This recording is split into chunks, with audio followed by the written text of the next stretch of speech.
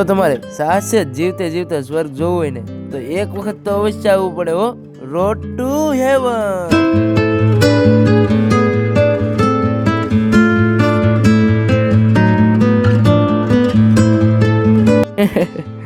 લોકો આમનામ થોડો સ્વર્ગનો રસ્તો કહે છે, જે 30 કિલોમીટરનો રસ્તો તમને શરૂ થતા તો દેખાય છે પણ પૂરો થતા ક્યારેય નથી દેખાતો.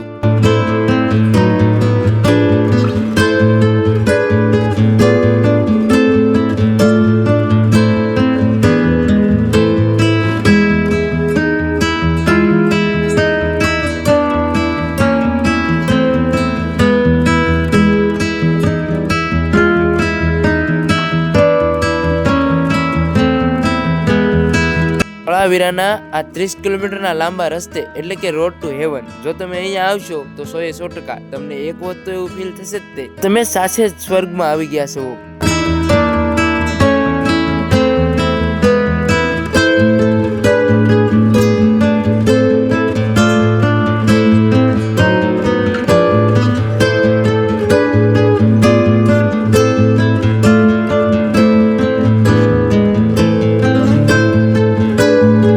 અને હા, તમને એક વાત તો કહેતા ભૂલાઈ ગઈ કે તમે જો રોડ ટુ હેવન આવો તો બાઇક રાઇડનો એક્સપિરિયન્સ તો જરૂર કરવો જોઈએ. અને હા, ઘણા લોકોનું તો સપનું હોય છે, સપનું બાઇક રાઇડ કરવાનું.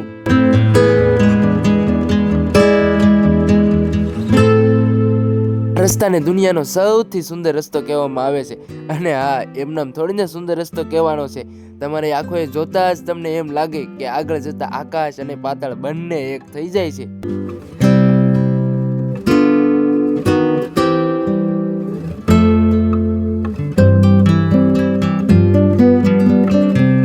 રસ્તાની બંને સાઈડ ચોમાસા પછી જ્યારે રણની અંદર પાણી ભરાઈ જાય અને એ પાણી જ્યારે શિયાળાની અંદર સુકાય અને મીઠું બને ત્યારે તો નજારા કંઈક અલગ જ જોવા લાયક હોય છે.